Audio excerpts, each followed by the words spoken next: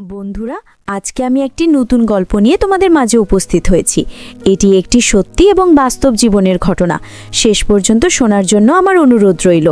এটি শুনলে তোমাদের মন গলে যাবে। দেরি না করে চলো শুরু করা যাক। গভীর রাতে হঠাৎ আমি অনুভব করলাম কেউ আমার দরজায় জোরে জোরে আঘাত করছে। আমি ভেবেছিলাম হয়তো আমার স্বামী হবে, কিন্তু দরজা খুলে আমি দেখলাম আমার ভাসুর অত্যন্ত অদ্ভুতভাবে আমার দিকে তাকিয়ে রয়েছেন। আমি তখন নিজেকে বাঁচানোর জন্য দৌড়ে রান্নাঘরের দিকে চলে গেলাম। তখন আমার ভাসুরও আমার পিছু পিছু দৌড়ে এসে আমাকে ধরে ফেললেন। তিনি আমাকে মাটিতে জোরে ধাক্কা দিয়ে ফেলে দিলেন। আমার সাথে তিনি যা করলেন তা শুনলে বন্ধুরা তোমাদের মাথা গরম হয়ে যাবে। বন্ধুরা, গল্পটি অনেক অনেক ইন্টারেস্টিং। আমি আশা করি গল্পটি শুনে তোমরা অনেক মজা পাবে। তবে গল্পটি শোনার পূর্বে বন্ধুরা, তোমাদের নিকট আমার একটি ছোট্ট অনুরোধ আছে।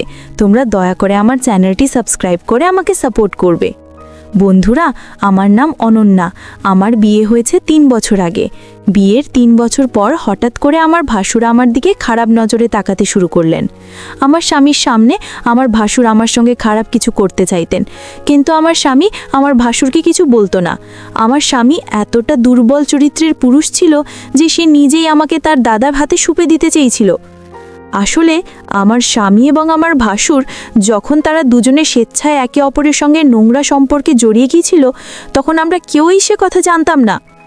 একদিন যখন আমার ভাসুর ঘরে ছিল না, তখন আমার স্বামীও যেটা নিয়ে একে অপরের সঙ্গে খারাপ সম্পর্ক ছিল, এবং আমার ভাসুর নিজের চোখে নাকি তাদের দুজনকে একসঙ্গে দেখেছিল। তখন আমার ভাসুর আমার স্বামীকে অনেক মেরেছিল। আসলে আমার ভাসুর এবং আমরা আলাদা বাড়িতে থাকতাম।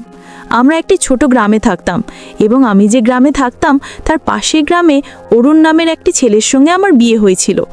অরুণ ছিল পরিবারের ছোট ছেলে, এবং আমার ভাসুরের নাম ছিল বিক্রম। বিয়ের 2 বছর পরে আমি একটি কন্যা সন্তানের জন্ম দিয়েছিলাম, কিন্তু আমার ভাসুর এবং আমার ভাসুরের স্ত্রীর কোনো বাচ্চা হয়নি।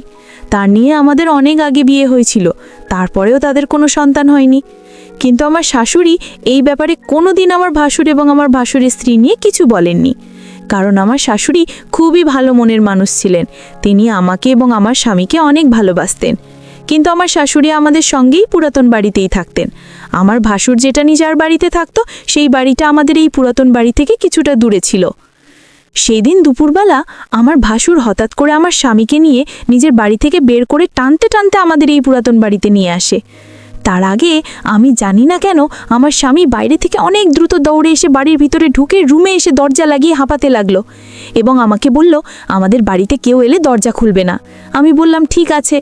ঠিক ওই সময় আমাদের দরজায় এত জোরে ধাক্কা দিতে লাগলো যে আমার স্বামীর বারণ করা সত্ত্বেও আমাকে বাধ্য হয়ে বাড়ির দরজা খুলতে হয়েছিল। আমি যখন বাড়ির দরজা খুললাম, তখন আমার ভাসুর ধাক্কা মেরে আমার স্বামীকে ঘরের ভিতরে ফেলে দিল। আমি তখন রেগে আমার ভাসুরকে বললাম, দাদা আপনি এটা কেমন ব্যবহার করছেন? দিদিকে এইভাবে ধাক্কা দিচ্ছেন কেন? ওই সময় আমার ভাসুরের চোখে অনেক বেশি রাগ ছিল। তারপরে তিনি অনেক রেগে চিৎকার করে আমার স্বামীকে ডাক দিলেন। আমার স্বামী যখন তার ঘর থেকে বের হয়নি, তখন আমি ভাসুরকে জিজ্ঞেস করলাম, কি হয়েছে, আমাকে কেউ কিছু বলবে? আমার ভাসুর তখন রেগে আমাদের রুমের দরজা ভেঙে দিয়ে আমার স্বামীর কলার ধরে ঘর থেকে বের করে তাকে জোরে ধাক্কা দিয়ে বলল, তোমার স্বামী আর আমার বউ এরা দুজন মিলে আমাকে ঠকিয়েছে। একে তো আমার ভাই বলতে ঘেন্না হচ্ছে, একে তো আমি আজ প্রাণে মেরে ফেলবো। আজ আমি একা ছাড়বো না। সাহস কি করে হলো আমার বউয়ের সঙ্গে বাজে সম্পর্ক করার? সব কিছু শোনার পরে তো আমি মাথায় হাত দিয়ে বসে পড়েছিলাম, কারণ স্বপ্নেও ভাবতে পারিনি আমার স্বামী এরকম কিছু একটা নোংরা কাজ করবে, তাও আবার তার নিজের বউতির সঙ্গে। তারপর আমার স্বামী নিজের ভুল বুঝতে পেরে আমার ভাসুরকে বলল, দাদা আমি ভুল করেছি, আমাকে ক্ষমা করে দাও। আমার ভাসুর তখন বলল, এটা ভুল নয়, অনেক বড় অপরাধ করেছিস, আর এটা শাস্তি তো পেতেই হবে। তাই আমি এক্ষুনি পঞ্চায়েতে যাব আর তোর ব্যাপারে সব কিছু সত্যি কথা বলে দেব। পঞ্চায়েতের নাম শুনে তো আমার স্বামী অনেক ভয় পেয়ে বলল, দাদা তোমার পায়ে ধরছি, তুমি আমাকে যা শাস্তি দিবে আমি মাথা পেতে গ্রহণ করে নেব, কিন্তু তুমি দয়া করে পঞ্চায়েতে যেও না। ওই সময় আমার স্বামী আমার ভাসুরের পা ধরে বলল, আমি ভুল করেছি, আমাকে ক্ষমা করে দাও। এই কথাটাকে আর বাড়াবাড়ি করো না, তাহলে আমাদের বাড়ির মান সম্মান কিছুই থাকবে না। আমার ভাসুর তখন আমার স্বামীর চুলের মুঠি ধরে বলল, মান সম্মান আর কিছু বাকি রয়েছে কি? সব কিছু তো শেষ করে দিলি। তুই যা করছিস, তোকে আমি আর কোনোদিন স্ত্রী রূপে গ্রহণ করব না। তুই যার সঙ্গে মুখ কালো করেছিস ওর সঙ্গে থাক। ওই সময় আমার শাশুড়ি ঘরে ঢুকে আমার ভাসুর এবং আমার স্বামীকে জিজ্ঞেস করলেন, কি হয়েছে তোরা? এভাবে চিৎকার চেঁচামেচি ঝামেলা করছিস কেন? ওদিকে আমার শাশুড়ি আমাকে মাথায় হাত দিয়ে কাঁদতে দেখে আমার কাছে এসে জিজ্ঞেস করলেন, বৌমা তুমি এভাবে মাথায় হাত দিয়ে কাঁদছো কেন? কেউ তোমাকে কিছু বলেছে? এই বাড়িতে কি চলছে? আমার ভাসুর তখন রেগে আমার মাকে বলল, তোমার ছোট ছেলে আর তোমার বড় বৌমা দুজন মিলে আমাদের ঠকিয়েছে। আমি নিজের চোখে দুজনকে একসঙ্গে সবকিছু করতে দেখেছি। আমার শাশুড়ি তখন আমার স্বামীর কাছে এসে বললেন, ছি ছি ছি, তুমি এরকম করবে? আমি তো কোনোদিন ভাবতেও পারিনি আজ তোমার জন্য আমার বাড়িতে এত বড় অশান্তি আর ঝামেলা সৃষ্টি হয়েছে। তারপর আমার স্বামী ভাসুরের পা ধরে বলল, দাদা তুমি যা বলবে আমি তাই করব, কিন্তু দয়া করে পঞ্চায়েতে যেও না। আমার ভাসুর তখন বলল, তুই যেমন আমার মান সম্মান নষ্ট করছিস, ঠিক অন্যরকম আমিও তোর মান সম্মান নষ্ট করে দেব। যতক্ষণ না আমি নিজের বদলা নেব ততক্ষণ আমি তোকে ছাড়বো না। আর আমার বদলা তখনই পুরা হবে যখন আমি তোর বউয়ের সঙ্গে বাজে সম্পর্ক করতে পারবো, তবে তুমি বুঝতে পারবে কতটা কষ্ট হয়। ভাসুরের মুখ থেকে এরকম নোংরা কথা শুনে আমি রেগে গিয়ে বললাম, আপনার কি মাথা খারাপ হয়ে গেছে নাকি? এটা কোনো সমস্যার সমাধান নয়, আপনি আরও বেশি সমস্যা তৈরি করছেন। আর আপনি আমার ভাসুর হয়ে এত অশ্লীল কথা কিভাবে বলতে পারলেন? আমার স্বামী তখন আমার কাছে এসে বলল, দাদা যেটা বলছে তোমাকে সেটা করতে হবে, নইলে দাদা যদি পঞ্চায়েতের কাছে চলে যায় তাহলে আমাদের কি দুর্গতি হবে সেটা তুমি খুব ভালোভাবে জানো। ওই সময় আমার শাশুড়ি বললেন, ছি ছি ছি, আমার ছেলে তোদের মতো ছেলে হওয়ার থেকে আমি বন্ধাই ভালো ছিল। ভালোই হয়েছে যে তোদের বাবা এই পৃথিবীতে নেই, না হলে তোদের এই কুকর্ম দেখে তার জান কেঁপে যেত। আমি তখন বললাম, যা কিছু হোক না কেন আমি নিজের মান সম্মান নষ্ট করব না। তাতে আমার ভাসুর যা কিছু করুক না কেন, প্রয়োজনে আমি আমার নিজের জীবন ত্যাগ করে ফেলবো, কিন্তু তাদের ফাঁদে পড়ে আমি মরে গেলেও কোনো অশ্লীল কর্ম করব না। আমার ভাসুর তখন আমার স্বামীর কাছে এসে বলল, তুই নিজের বউকে ভালোভাবে বুঝিয়ে দে, আর তা না হলে আমি কিন্তু এক্ষুনি পঞ্চায়েতের কাছে যাব। আমার স্বামী তখন বলল, তোমাকে আমার দাদার কথা মানতেই হবে। আমি তখন রেগে আমার স্বামীর গালে একটা থাপ্পড় মেরে বললাম, পাপ করেছো তুমি আর শাস্তি পাবো আমি? এমন ধরনের বিধান? আমি মরে গেলেও এই কাজ করব না। তোমার চরিত্রে দাগ আছে, কিন্তু আমি কোনোদিন আমার চরিত্রে দাগ লাগতে দেব না। আর এই জন্য আমাকে যা করতে হয় আমি তাই করব। আর তোমার মতো পুরুষের সঙ্গে আমার সংসার করা আর না করার সমান। তুমি কেমন স্বামী, নিজের স্ত্রীর মান সম্মান অন্য কারো হাতে তুলে দিতে চাইছো? সেই ভগবান যেন তোমার মধ্যে স্বামী আর অন্য কোনো মেয়ের কপালে না দেয়। আমি তখন আমার স্বামীর দিকে রেগে গিয়ে বললাম, শুধুমাত্র তোমার জন্য আজ আমাদের বাড়িতে এত অশান্তির সৃষ্টি হয়েছে, আর তোমাদের ভুলের জন্য আজ আমার মান সম্মান নিয়ে লোকে খেলতে চাইছে। তোমার এমন কি বাধ্যতা ছিল যার জন্য তুমি এত বড় একটা নোংরা কাজ করলে? আর পুরো দুনিয়াতে তুমি আমার স্বামীকে পেয়েছিলেন যে চাহিদা পূরণ করার জন্য। জি, তোমাকে আমি যতটা ভালো ভেবেছিলাম তুমি তার চাইতে অনেক বেশি খারাপ। আমার স্বামী নিয়ে একটা কোনায় দাঁড়িয়ে চোখের পানি ফেলছিল। তারপর আমি যখন কোনো মতে আমার ভাসুর এবং আমার স্বামীর কথা মানতে কোনোভাবেই রাজি হইনি, এবং আমার শাশুড়িও যখন আমার সপক্ষে ছিলেন এবং তিনি যখন এই কাজটা করতে বাধা দিলেন নিজের ছেলেদের, তখন আমার স্বামী ভাসুর জোর করে আমার শাশুড়িকে এবং আমার মেয়েকে একটা ঘরের মধ্যে বন্ধ করে দেয়। তারপর আমার স্বামী ভাসুরকে বলল, মারকে তো ঘরের মধ্যে বন্ধ করে দিলাম, এবার আমার বউয়ের সঙ্গে তোমার যা করার আছে তুমি করতে পারো। এটা বলে আমার স্বামী যখন ঘরের বাইরে চলে গেল এবং আমার ভাসুর যখন আমার দিকে এগিয়ে আসছিল, তখন আমি না পেরে আমার ভাসুরকে জোরে ধাক্কা দিয়ে দৌড়ে ঘর থেকে বেরিয়ে তাড়াতাড়ি করে পঞ্চায়েতের দিকে গিয়েছিলাম। আমার ভাসুর আমার পেছনে আমাকে ধরার জন্য ছুটে আসছিল। আমি কোনো রকমভাবে নিজের মান সম্মান রক্ষা করে তাড়াতাড়ি পঞ্চায়েতে এসে হাজির হয়েছিলাম। আমি ভেবেছিলাম পঞ্চায়েত আমার সঙ্গে ন্যায্য বিচার করবে, কিন্তু পঞ্চায়েতে আমাদের ব্যাপারে সব কথা শোনার পরে যা সিদ্ধান্ত নিয়েছিল সেটা শুনে তো আমার পায়ের তলা থেকে যেন মাটি সরে যাবার অবস্থা হলো। সব কিছু শোনার পরে পঞ্চায়েত আমার ভাসুরকে জিজ্ঞেস করলো যে সে কি চায়। আমার ভাসুর তখন জোর গলায় করে বলল, আমার ভাই যেমন আমার বউয়ের সঙ্গে বাজে কাজ করেছে, আমি ঠিক তার বউয়ের সঙ্গে এরকম কাজ করতে চাই, তবেই আমার সঙ্গে ন্যায্য বিচার হবে। পঞ্চায়েতে যিনি প্রধান ছিলেন তিনি তার সহকর্মীদের সঙ্গে কিছু আলোচনা করার পরে ঘোষণা করলেন যে আমার ভাসুর যেটা বলছেন সেটাই হবে। ওটা শোনার পরে তো আমি পঞ্চায়েতকে বলেছিলাম, আপনারা এটা ঠিক করছেন না, আপনারা আমার সঙ্গে অন্যায় করছেন। আমার স্বামী এবং আমার ভাসুরের স্ত্রী ভুল কাজ করেছে, কিন্তু এটা শাস্তি আমি কেন পাবো? আমার সঙ্গে এত বড় পাপ কাজ আপনারা করতে পারেন না, তাই আমি পুলিশের কাছে যাব। কিন্তু আমার সঙ্গে এত বড় অন্যায় আমি কোনো মতেই হতে দেব না, সব কিছু আমি জেনে নেব। পঞ্চায়েত কিন্তু আমার সঙ্গে কোনো উপকার করলো না, কিন্তু এরপরে জানি না কি হয়েছিল। ওদিকে আমার ভাসুরের স্ত্রীকে শাস্তিস্বরূপ পঞ্চায়েতের প্রধান এবং তার সহকর্মীরা পঞ্চায়েতের ঘরে তাকে বন্দি করে রেখেছিল। আমি যখন পঞ্চায়েতের আদেশ মানতে রাজি হয়নি, তখন পঞ্চায়েতের প্রধান বলে দিয়েছিল যে গ্রামের কোনো মানুষ যাতে আমাদেরকে সাহায্য না করে, গ্রামের কোনো দোকানদার যাতে আমাদের কাছে কোনো জিনিস বিক্রি না করে, এমনকি গ্রামের যে টিউবওয়েল থেকে আমরা জল তুলে আনতাম সেটাও আমাদেরকে বারণ করে দিয়েছিল। আসলে আমাদের গ্রামের মানুষেরা পঞ্চায়েতের প্রত্যেকটা আদেশ খুব ভালোভাবে মেনে চলত। তাছাড়া আমাদের কাছে আর কোনো উপায় ছিল না।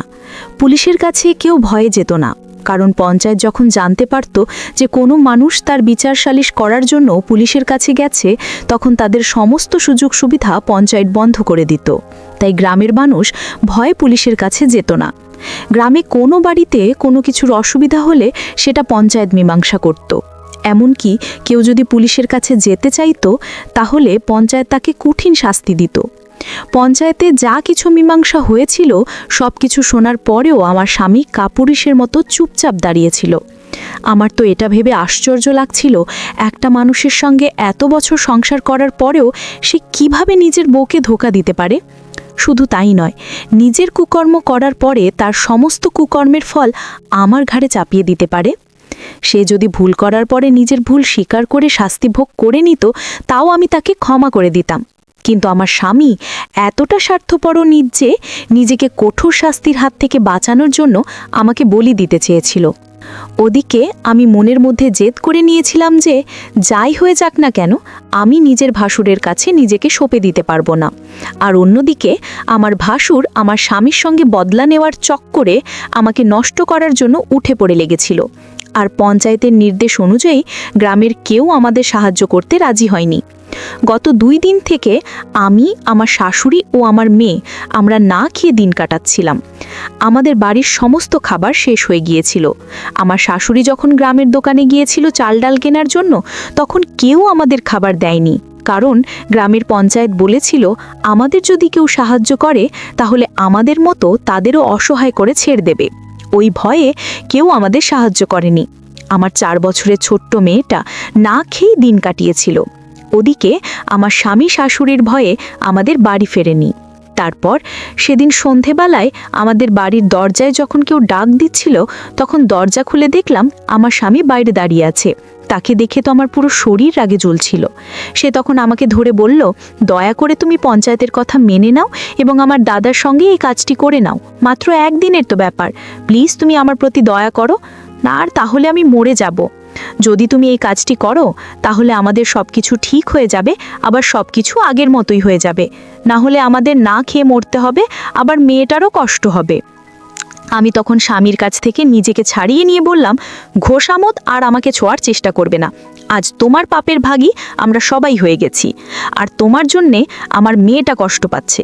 ছি, ঘৃণা হচ্ছে আমার তোমাকে দেখে। আমার স্বামী তখন আমার দিকে আঙুল দেখিয়ে বলল, সব দোষ তোমার। তুমি যদি দাদার পরামর্শ মেনে নিতে তাহলে আজ এত খারাপ দিন আমাদের দেখতে হতো না। আমি তখন স্বামীকে বললাম, তুমি কি ধরনের স্বামী যে কোনো রকম দ্বিধাবোধ ছাড়াই নিজের স্ত্রীকে নিজের দাদার কাছে বিক্রি করে দিতে চাইছে? প্রত্যেকটা স্বামীর কর্তব্য হচ্ছে তার স্ত্রীর মান সম্মান রক্ষা করা, কিন্তু তুমি এতটা নির্দয়, নিষ্ঠুর ও নিচে নিজের মান সম্মান নিজের হাতে নষ্ট করার জন্য উঠে পড়ে লেগেছো। আমি তোমাকে কোনোদিন ক্ষমা করতে পারবো না।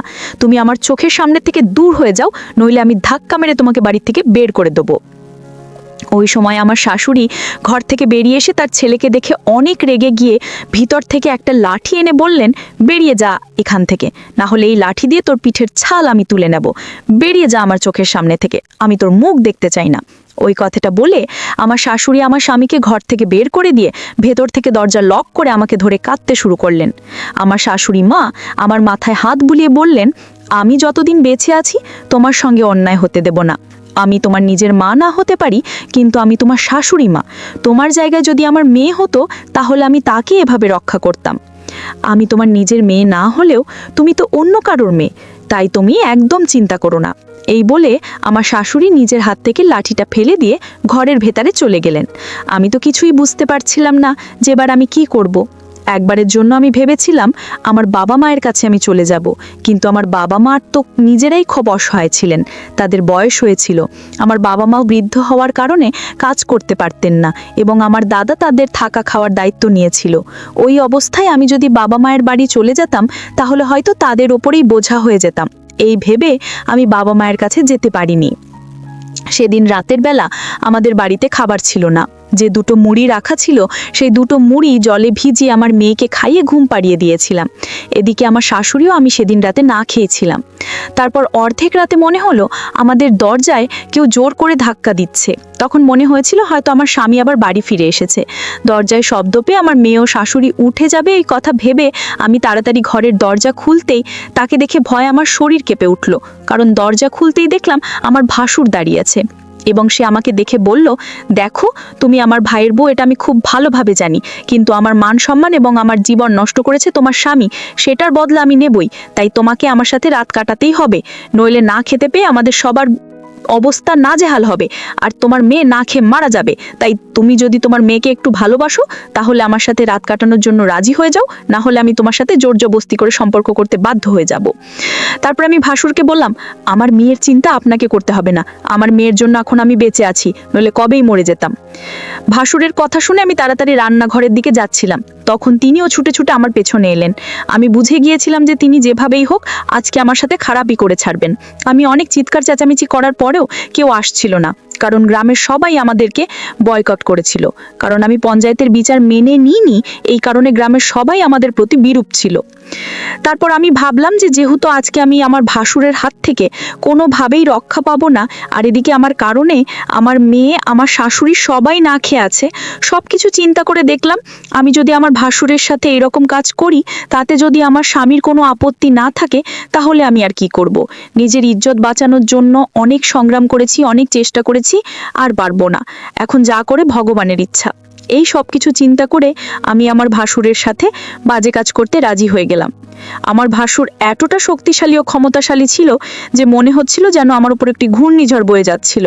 আমি আমার ভাসুরকে বললাম, দয়া করে আপনি একটু সহনশীল হন, আমার অনেক কষ্ট হচ্ছে। তারপরেও আমার ভাসুর আমার সাথে সারা রাত ইচ্ছে মতো এক অদ্ভুত কাজ করেছিল। মনে হয় অনেকটা রাগে আমার সাথে এরকম করেছিল। তারপর আমার ভাসুর শান্ত হয়ে সবকিছু মেনে নিয়েছিল। তারপর আমাদের পরিবারে আবার আগের মতো শান্তি হয়ে উঠেছিল। পরিশেষে আমি তোমাদেরকে বলবো বন্ধুরা, কেউ মরে পাবে, আবার কেউ মরে ধরে পাবে। আমার অতীত একই অবস্থা হয়েছিল আমার স্বামীর পাপের কারণে, এর শাস্তি আমাকে ভোগ করতে হয়েছিল। বন্ধুরা, আমি তোমাদের কি বলবো, হয়তো তোমাদের জীবনেও আমার মতো এরকম ধরনের ঘটনা ঘটতে পারে। তাই আমি তোমাদেরকে বলবো, তোমরা অবশ্যই এই পরিস্থিতিতে সাবধানতা অবলম্বন করার চেষ্টা করবে।